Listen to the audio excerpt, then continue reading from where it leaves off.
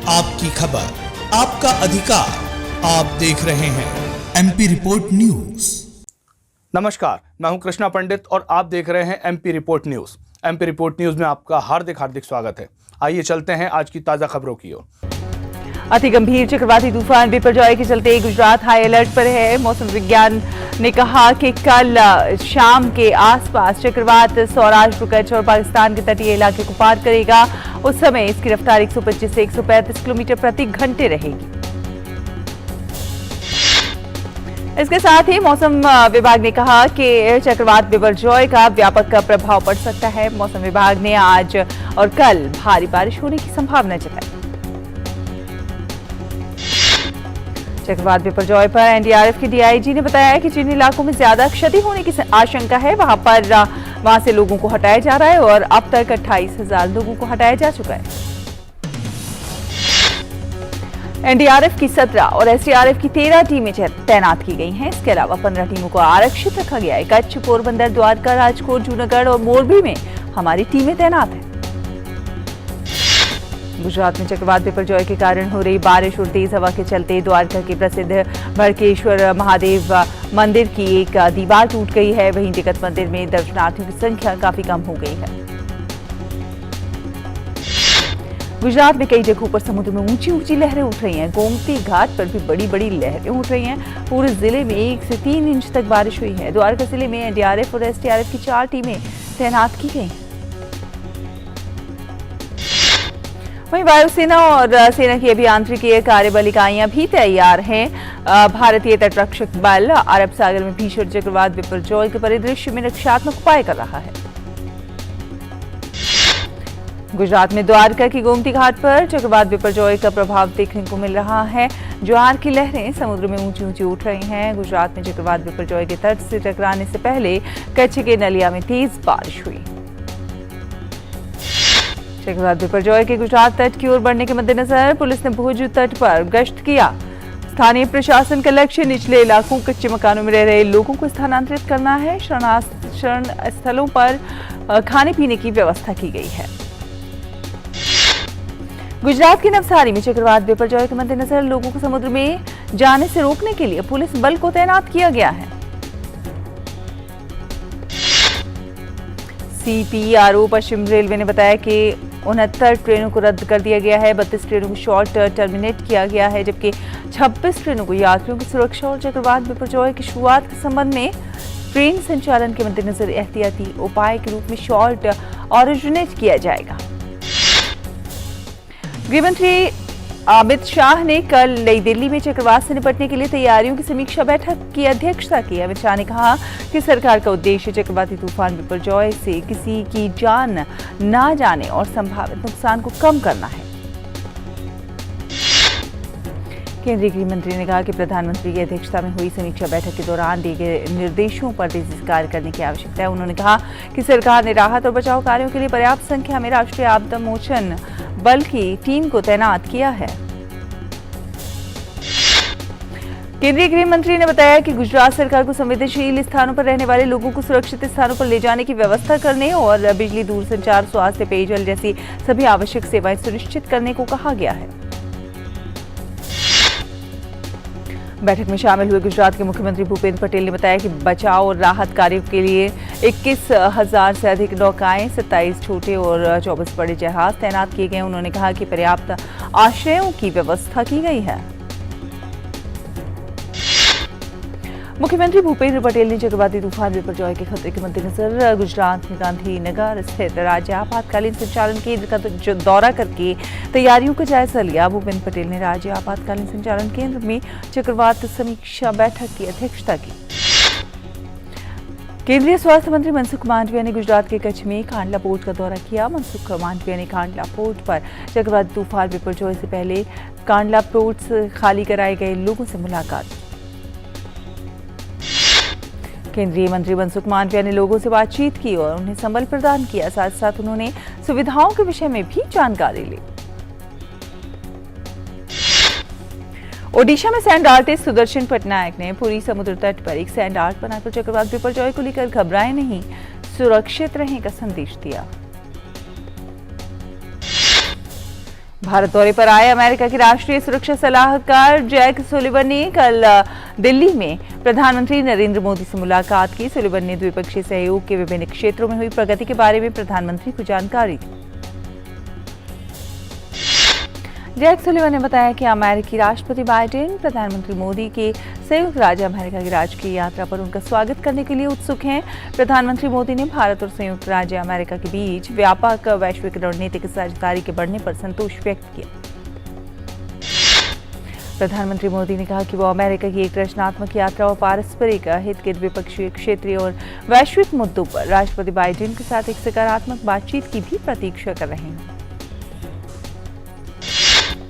राष्ट्रीय सुरक्षा सलाहकार अजीत डोभाल और अमेरिका के सुरक्षा सलाहकार जैक सुलिवन ने नई दिल्ली में महत्वपूर्ण और उभरती प्रौद्योगिकी के क्षेत्र में भारत अमेरिका सहयोग पर एक बैठक को संबोधित किया। इस अवसर पर अजीत डोभाल ने कहा कि भारत अमेरिका सहयोग के अंतर्गत दोनों देशों के सेमीकंडक्टर्स के बारे में एक समझौता ज्ञापन पर हस्ताक्षर किए हैं। वहीं अमेरिका की सुरक्षा सलाहकार जैक सुलिवन ने कहा कि अमेरिका और भारत स्वच्छ ऊर्जा परिवर्तन, कृत्रिम बुद्धिमत्ता, प्रौद्योगिकी, जैव प्रौद्योगिकी और क्वांटम के क्षेत्र में विश्व का नेतृत्व करेंगे। भाजपा के राष्ट्रीय अध्यक्ष जेपी नड्डा के हिमाचल दौरे का आज आखिरी दिन है। अपने दौरे के आखिरी दिन भाजपा अध्यक्ष आज कुल्लू की ढालपुर मैदान में एक जनसभा को संबोधित करेंगे। इससे पहले कल उन्होंने हिमाचल प्रदेश के झंडूता विधानसभा क्षेत्र में भाजपा कार्यकर्ताओं के साथ टिफिन बैठक में भोजन किया। इस बैठक में कार्यकर्ताओं द्वारा अपने अपने घरों से टिफिन लाकर सामूहिक भोज के साथ प्रधानमंत्री के 9 वर्ष के कार्यकाल की उपलब्धियों के बारे में संगठनात्मक चर्चा हुई। वहीं जेपी नड्डा का पंजाब के होशियारपुर में भी एक रैली का कार्यक्रम है। जेपी नड्डा मोदी सरकार के 9 वर्ष के कामकाज का लेखा-जोखा जनता के सामने रखेंगे।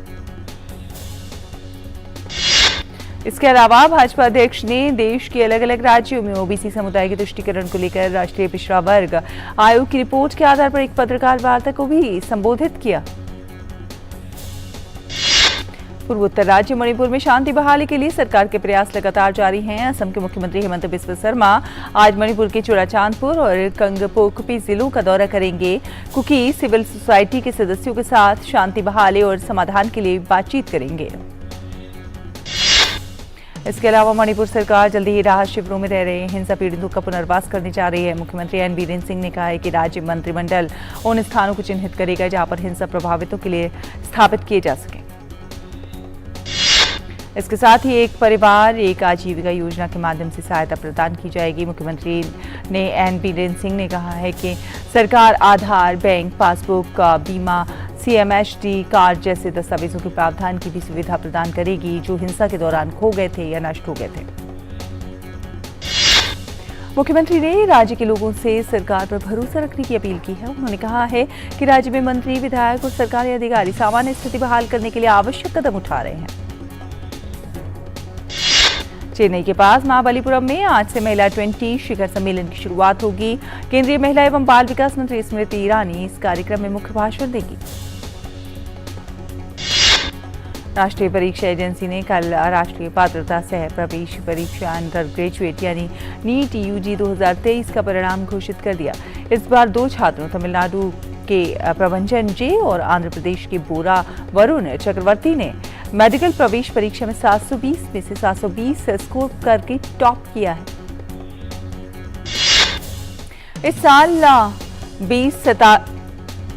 इस साल उम्मीदवारों ने नीट UG के लिए पंजीकरण कराया था और अधिकतर मेडिकल प्रवेश परीक्षा दी और इसे क्वालिफाई किया है। मणिपुर को छोड़कर बाकी राज्यों में प्रवेश परीक्षा 7 मई को आयोजित की गई थी। मणिपुर के छात्रों के लिए ये परीक्षा 6 जून को देश के विभिन्न हिस्सों में स्थित 11 शहरों में हुई थी। Medical, veterinary, Ayush, BSc nursing और लाइफ साइंसेज कोर्सेज में दाखिले के लिए राष्ट्रीय स्तर पर नीट का आयोजन हुआ। तमिलनाडु के बिजली मंत्री बी सेंथिल बालाजी को मेडिकल जांच के लिए चेन्नई के ओमांदुरार सरकारी अस्पताल ले जाया गया। ईडी ने मनी लॉन्ड्रिंग मामले में उन्हें कल रात हिरासत में लिया। जम्मू कश्मीर के उपराज्यपाल मनोज सिन्हा ने पहलगाम में अमरनाथ यात्रा नौनवान बेस कैंप में तीर्थयात्रियों के लिए की गई व्यवस्था का निरीक्षण किया।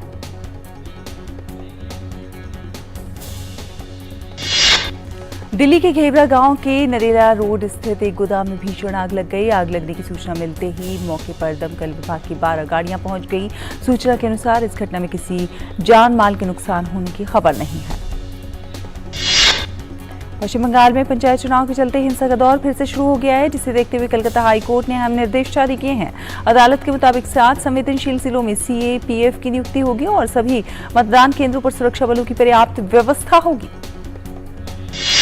इसके अलावा हाई कोर्ट ने सभी मतदान केंद्रों पर CCTV की व्यवस्था करने के भी निर्देश दिए हैं। मंगलवार को भी राज्य के दक्षिण 24 परगना जिले में जमकर हिंसा हुई। इस दौरान बम फेंके गए, जिसमें कई लोग घायल हो गए। जम्मू कश्मीर के पुलिस ने संयुक्त कुपवाड़ा जिले के डोबनार मंचल में सेना और अभियान में 2 आतंकवादियों को मार गिराया है। खुफिया जानकारी से सुरक्षा बलों को हथियारों से लैस आतंकियों की घुसपैठ की जानकारी मिली थी, जिसके बाद पुलिस और सेना ने मिलकर अभियान चलाया और 2 आतंकवादी मारे गए। मारे गए आतंकियों के पास से भारी मात्रा में हथियार और अन्य सामान मिला है। सेना को इस बात की आशंका है कि आतंकियों के अन्य साथ भी इलाके में मौजूद हो सकते हैं और बाकी आतंकियों की तलाश में ऑपरेशन चलाया जा रहा है। खान मंत्रालय के प्रशासनिक नियंत्रण में कार्यरत भारतीय भूवैज्ञानिक सर्वेक्षण प्रशिक्षण संस्थान को इसके द्वारा प्रदान की जाने वाली उत्कृष्ट सेवाओं और पृथ्वी विज्ञान प्रशिक्षण के क्षेत्र में उच्च मानकों के लिए बनाए रखने के लिए राष्ट्रीय शिक्षा एवं प्रशिक्षण प्रत्यायन बोर्ड द्वारा मान्यता प्रदान की गई है। भारतीय प्रतिस्पर्धा आयोग ने डाइवा इंटरनेशनल होल्डिंग्स इंक द्वारा एम्बिट प्राइवेट लिमिटेड में कुछ शेयरधारिता या हिस्सेदारी के अधिग्रहण को मंजूरी दे दी है। बैंक अधिकारी एवं कर्मचारी संगठनों ने दबाव वाली संपत्तियों से अधिकतम वसूली के लिए बैंकों को धोखाधड़ी वाले खातों और इरादतन या फिर जानबूझकर चूक के मामलों का निपटारा समझौते के जरिए करने की मंजूरी देने का विरोध किया है।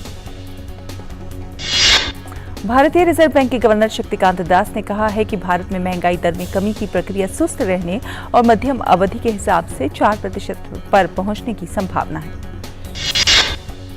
दूरसंचार नियामक ट्राई ने वाणिज्यिक संदेश के लिए गैर पंजीकृत फर्मों का पता लगाने और उनके खिलाफ कार्रवाई के लिए सभी दूरसंचार कंपनियों को AI और मशीन लर्निंग पर आधारित प्रणाली लगाने का निर्देश दिया है।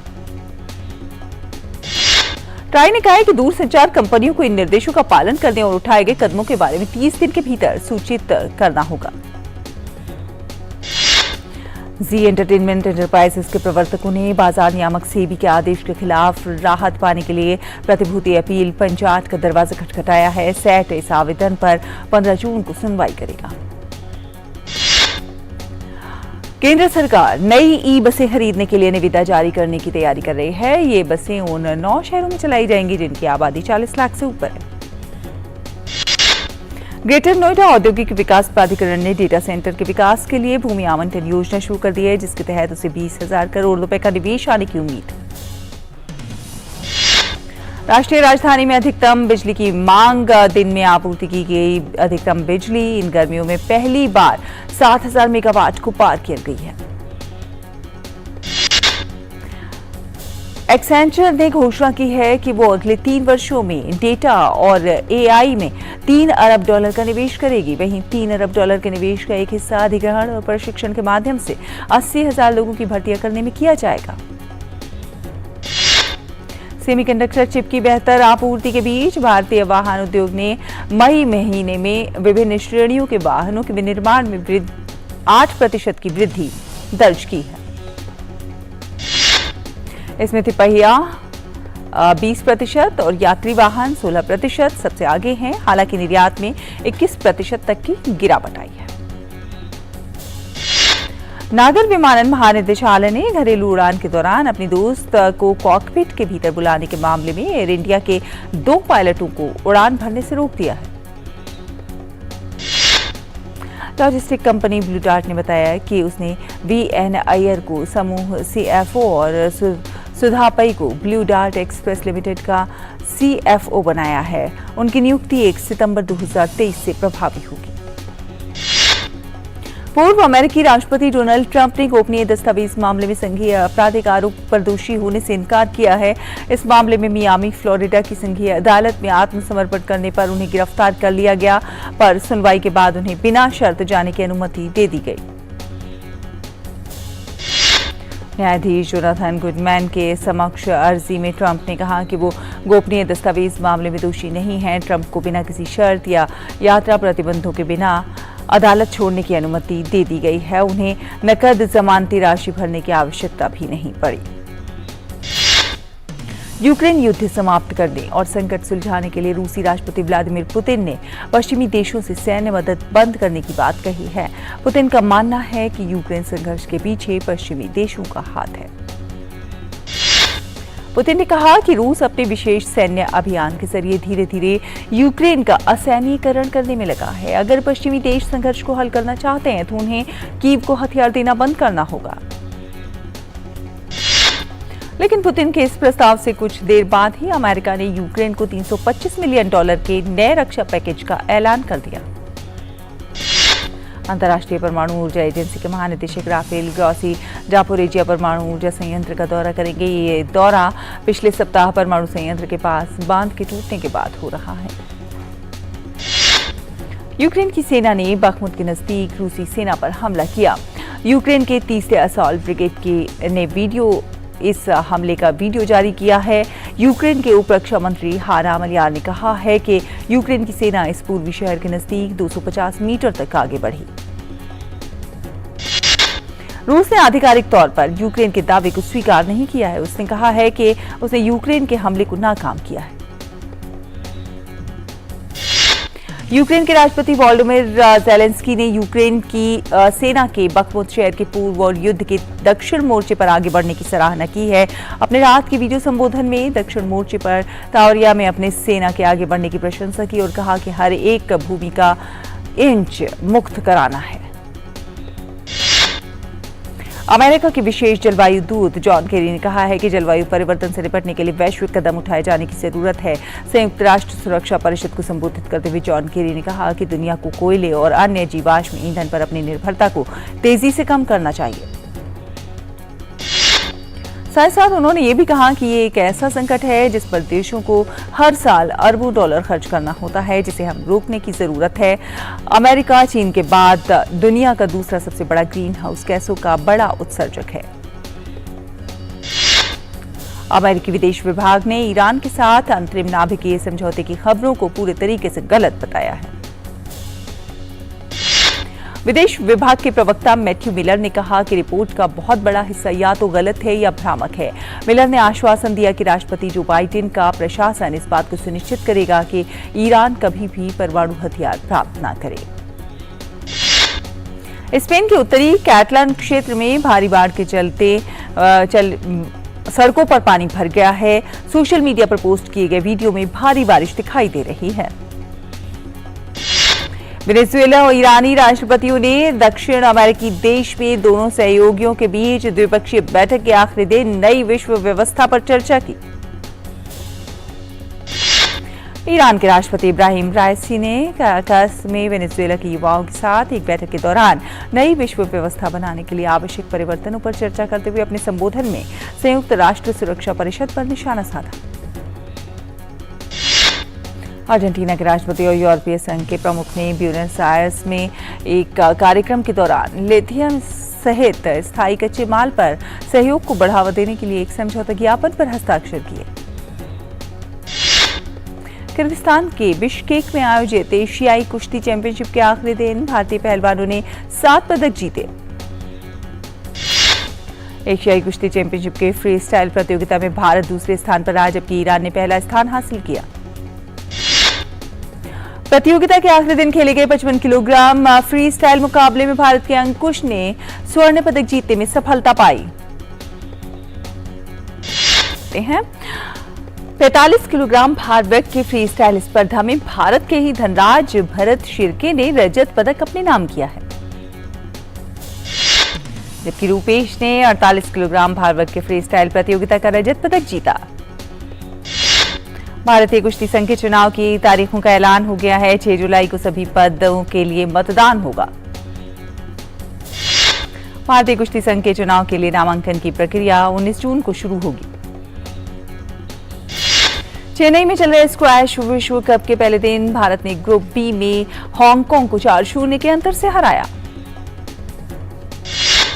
हांगकांग के चुंग याट लॉन्ग के साथ खेले गए पहले मैच में भारत के अभय सिंह ने 7-2, 7-3, 7-6 के अंतर से इसे अपने नाम कर लिया। भारत आज पूल बी में दक्षिण अफ्रीका से भिड़ेगा, जहां भारतीय टीम की कोशिश जीत के सिलसिले को आगे बढ़ाने की होगी। इंडोनेशिया ओपन के पुरुष एकल मुकाबले में आज किदांबी श्रीकांत का सामना चीन के लू गुआंगजू से होगा। वहीं भारत के उभरते हुए बैडमिंटन स्टार प्रियांशु राजावत पहले दौर में थाईलैंड के विटीडरसन से भिड़ेंगे। भारतीय ओलंपिक संघ ने वॉलीबॉल फेडरेशन ऑफ इंडिया के लिए 4 सदस्यीय एड हॉक समिति की नियुक्ति की घोषणा की। कॉमेडी ड्रामा फिल्म फुकरे 3 की रिलीज डेट को लेकर बीते कई महीनों से बदलाव देखने को मिल रहे हैं। बीते महीने फिल्म की रिलीज डेट को आगे बढ़ाया गया था। दृश्यम की हिंदी और मलयालम टीम दोनों फिल्मों की एक साथ शूटिंग करने और उन्हें पूरे भारत में एक ही तारीख पर रिलीज करने के दीर्घकालिक दृष्टिकोण के साथ काम कर रही है। द केरला स्टोरी की सफलता से उत्साहित अदा शर्मा जल्दी एक इंटरनेशनल प्रोडक्शन में काम शुरू करने वाली हैं। बॉलीवुड सुपरस्टार शाहरुख खान ने हाल ही में आस्क एसआर की सेशन चलाया, लोगों से बातचीत की। इस दौरान उन्होंने बताया कि विक्रम और 96 स्टार विजय सेतुपति उनके पसंदीदा एक्टर्स में से एक हैं। आरजे से अभिनेता बने अभिलाष थपलियाल की फिल्में प्राइवेसी और कैनेडी साउथ कोरिया के बुकियान इंटरनेशनल फैंटास्टिक फिल्म फेस्टिवल में दिखाई देंगी। बॉलीवुड स्टार वरुण धवन और जानवी कपूर की अपकमिंग फिल्म बवाल सीधे ओटीटी पर रिलीज होगी। वर्ल्ड वॉर 2 की पृष्ठभूमि पर बनी इस फिल्म का निर्देशन दंगल के लिए जाने जाने वाले नितेश तिवारी ने किया है। पिछले साल रिलीज हुई फिल्म विक्रम को मिली सफलता के बाद से ही कमल हासन लगातार फिल्मों की दुनिया में एक्टिव है। अब हाल ही में कमल हासन ने एच विनोद के साथ अपनी आगामी फिल्म की घोषणा की है।